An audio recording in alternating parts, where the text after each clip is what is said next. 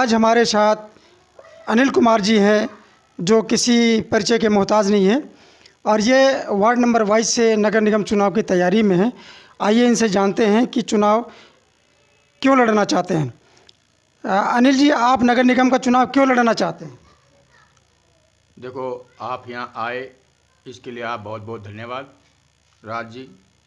और बड़ी खुशी की बात है कि ये बात हम नहीं पहुँचाते, आपके माध्यम से हम अपनी जनता तक और लोगों तक बताएं। क्योंकि नगर निगम का चुनाव हम इसलिए लड़ना चाहते हैं कि सूबेदार सुमन 1995 में पहली बार हमारे यहाँ मेयर रहे और हमारे यहाँ कम से कम 10, 15, 20 हज़ार की आबादी है। और यहाँ का आबादी के आधार पे अगर एक कैंडिडेट हमारे यहाँ से खड़ा हो जाता है तो उसको जीतने में कोई परेशानी नहीं होगी। और हमें जो सुविधा के लिए जो हमारी मूलभूत सुविधा हैं, जो दूसरे पार्षदों के पास जो पहले बने हुए हैं, जो हमारे कैलाश बैसला जी हैं या और भी हैं, वे बने हुए हैं, तो हम चाहेंगे कि हमारे दयाल नगर से ही कोई पार्षद बने। जो हमारी जो छोटी मोटी कमियां हैं उनको घर बैठे ही हो जाए, जैसे तोड़ फोड़ का या कोई भी ऐसी परेशानी, पानी की परेशानी है, जैसे हमारे यहाँ इतनी ही पानी की परेशानी कम से कम 50-60 साल से चली आ रही है। हम चाहते हैं कि सरकार द्वारा रेन्यूअल की योजना जो है हमारे दयाल में आए, ताकि जो ये हमने भी और हमारे बच्चे भी कैन उठाते अभी तक फिर रहे हैं, ना वे पढ़ लिख सकते हैं ना कुछ। क्यों? सुबह उठते ही उन्हें पानी चाहिए, पानी पानी। क्यों? पानी की वजह से ही अगर यहाँ परेशानी सबसे ज़्यादा है।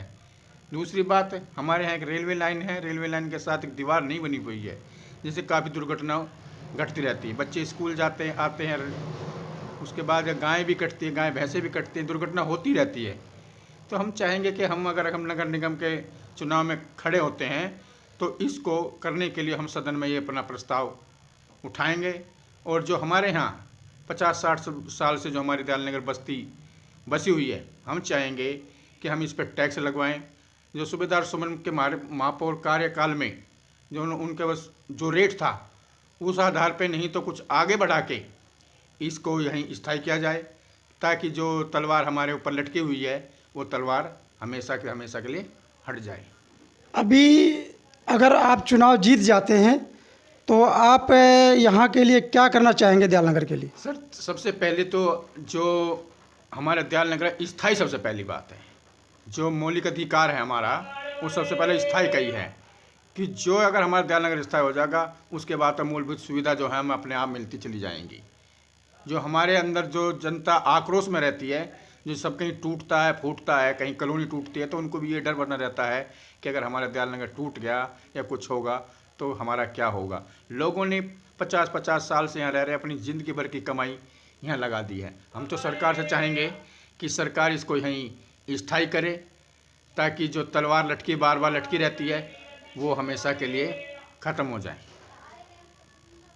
चलो, उनसे बात करने के लिए बहुत बहुत धन्यवाद आपका। ऐसे जानकारी के लिए सब्सक्राइब करें हमारा चैनल और क्लिक करें बेल आइकन पर, ताकि कोई भी खबर आपसे अछूती ना रह सके।